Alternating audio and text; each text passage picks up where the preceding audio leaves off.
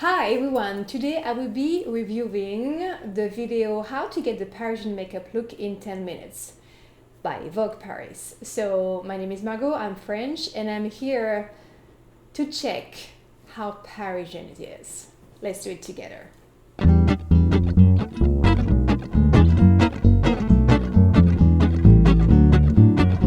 Bonjour Vogue, je suis Leslie Dumex, make-up artiste parisienne et aujourd'hui je vais vous montrer un tuto make-up de printemps, frais, glow et bien sûr façon parisienne.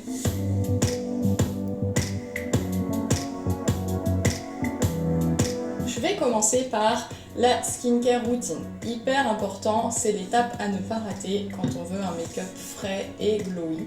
Donc je mets toujours une lotion en premier pour préparer ma peau à recevoir mes soins. Ensuite, j'utilise un contour des yeux, Abeille Royale de Guerlain, que je trouve assez efficace puisqu'il enlève vraiment bien les petites ridules, il défatigue le contour des yeux.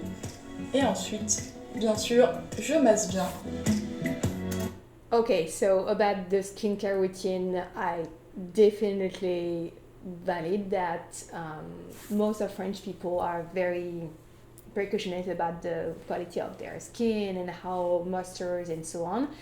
So far, it seems to be that it's a lot of product that I never call buying that much product. But let's see, it's a Vogue video after all. I'm getting it very luxurious. Why not? But I would say the main important point is definitely take care of your skin. Is the very base of makeup. Totally agree. Ensuite, je vais venir appliquer le sérum Abeille Royale. Donc hop, 2 pompes, ça suffit. Je l'applique toujours par pression, comme ceci, sur le visage. Après le sérum, on met une crème, c'est très important pour bien hydrater la peau. Et ensuite, je viens toujours mettre une brume, vraiment décupler l'hydratation de mes produits. What I said, tons of products. Et dernière étape, hop, le baume-lèvres.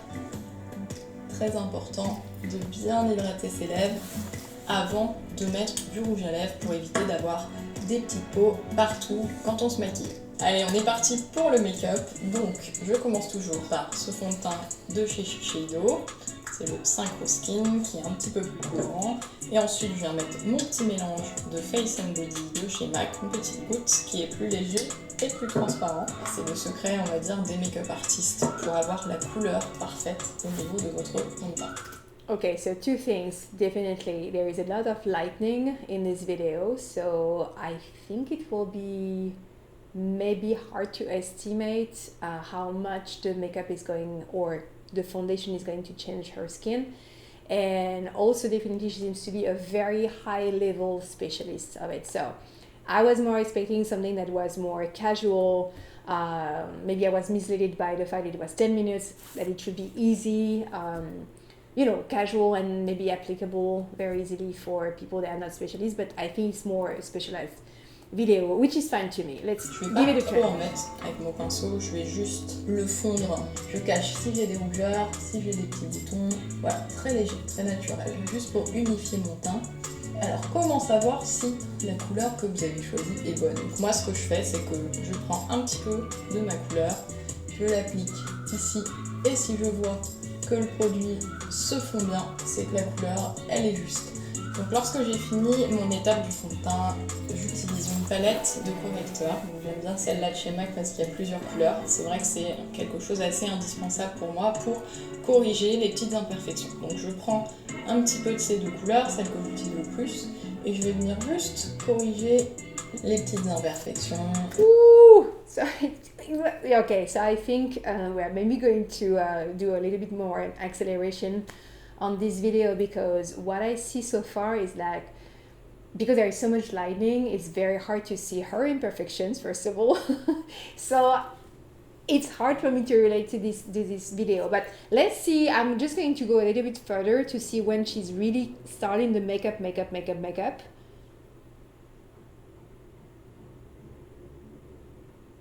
Okay, so yeah. Okay, I don't see a big change. I'm sorry about that. Maybe I'm too critical. I'm sorry about that. Okay, I'm going to go a little bit further in the video to see actual makeup, maybe a red lipstick or something that could connect with the idea of the Parisian makeup, unless, you know, the Parisian just for the title to catch the attention and there is nothing very Parisian. I don't know, let's see. So I go very much further in the video. Let's do that. Avec le doigt, mais là j'ai les ongles un peu longs, ça marche moins bien. Pour éviter de se crever un œil quand même. Vous pouvez aussi en mettre un petit peu là, en dessous sur le début de l'œil. Et tout de suite, ça change complètement le maquillage. Ensuite, étape indispensable, le recourbe-cils. C'est vrai que ça fait peur à pas mal de monde, mais moi, dès que je maquille, je l'utilise forcément. Donc on attrape bien ses cils. Et ça... Okay, so about the tool that it's curving, of course it does exist in France, but I never use it in France. I've seen it in America a lot of time. I never used it for myself, but I know that it's used. Oh, maybe yes, for 1 or 2 times for performances, as I think that the makeup artist did it on me. I don't know if it's really very common in France. Maybe it is, but I'm not a makeup specialist. But still waiting for the very Parisian makeup.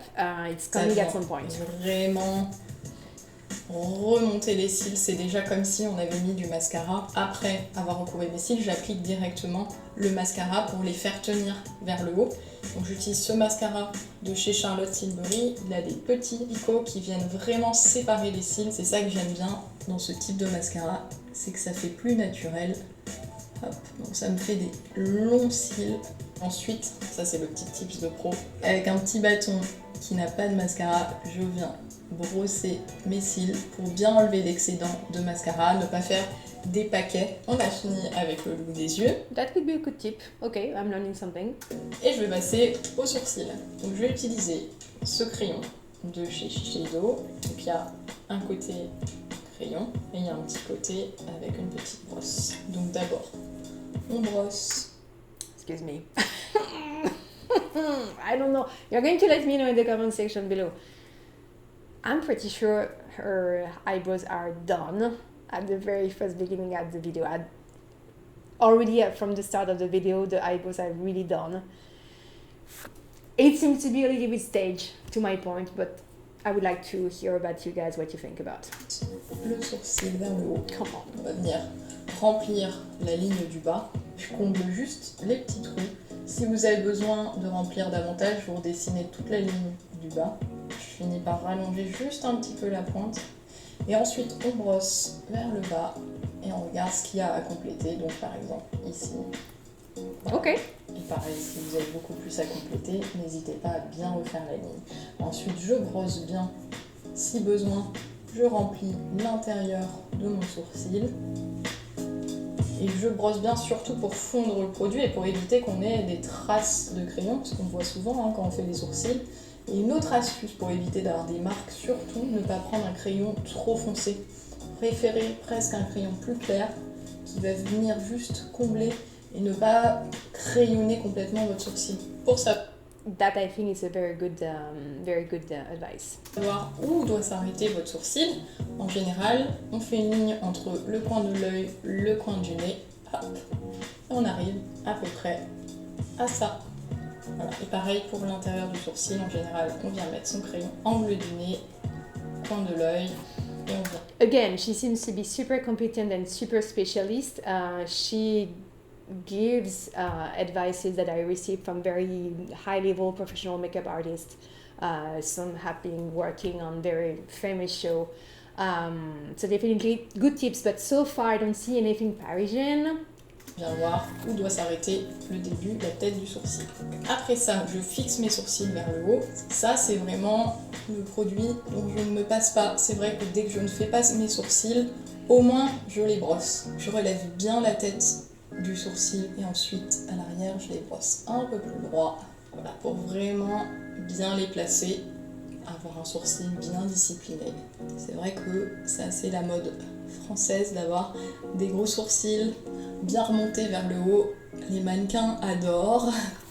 Maintenant, Okay, we are talking about the fashion industry maybe, but I don't relate that it's all French women are about like big eyebrows. Like, je vais faire l'highlighter. Ça, c'est l'étape que tout le monde adore. Je privilégie les highlighters liquides à ceux en poudre parce que je trouve que les matières sont beaucoup plus légères et plus naturelles. Never heard about it. Donc je mets juste 1, 2, 3 gouttes et ensuite, avec mon doigt, je viens tapoter l'excédent, je le mets sur le nez. C'est ça qui va vraiment donner cet effet frais au niveau du teint, cet effet glowy comme on aime. L'highlighter, si vous voulez cet effet frais, utilisez-en, c'est vraiment magique. Et c'est vrai que comment choisir la couleur, c'est pareil, il y a des couleurs au niveau des highlighters, donc quand on a un teint un petit peu plus bronzé, un petit peu plus hâlé, on va vraiment choisir des couleurs qui sont plus dorées, qui ont des petits reflets or. Et quand on a le teint peut-être plus blanc, on peut aller vers des couleurs un petit peu plus, on appelle ça souvent lune, voilà, vraiment plus blanche ou plus rosée. La bouche, je mets toujours un crayon. Si on veut des lèvres un petit peu plus pulpeuses, un petit peu mieux définies, c'est essentiel. Surtout quand on a les lèvres fines. On peut tricher un petit peu That she hasn't, but anyway. en passant légèrement en dessous. Alors ne vous inquiétez pas, vous n'aurez pas ce look crayonné avec un gros trait de crayon très marqué si vous choisissez une bonne couleur, c'est-à-dire une couleur qui soit naturelle et légère, qui ne se voit pas trop, qui est presque la teinte de votre lèvre. Et je viens surtout rattraper, on n'a jamais la bouche symétrique, donc s'il y a un côté plus haut que l'autre, on déborde un petit peu et on corrige. On corrige aussi la fin, les coins des lèvres qui sont jamais hyper remplis naturellement. On vient bien jusqu'au bout, redéfinir sa bouche.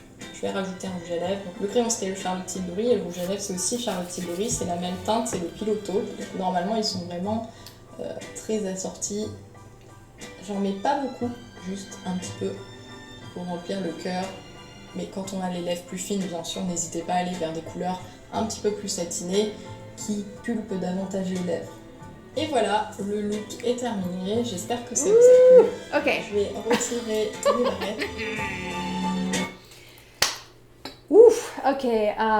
Definitely, she's a very specialist, and I was really more expecting something that was more casual and more practicable, and what I could use, you know, for myself.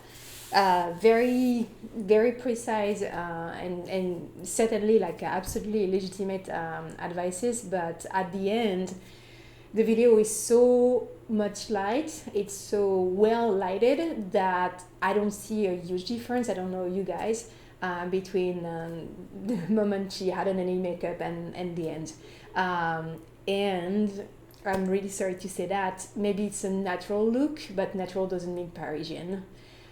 I know it was tempting to put Parisian in the title to be more clickbait, but as a Parisian, I'm sorry to say that it's not very Parisian.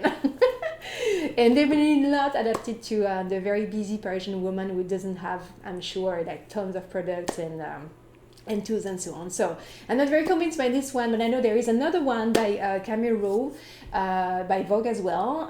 It's Camille Rowe Guide to Effortless French Girl Beauty, and I think I can remember it was much more convincing. So let's have a look for a next episode on Camille Rowe's Guide to Effortless French Girl Beauty by Vogue. À bientôt, au revoir, merci.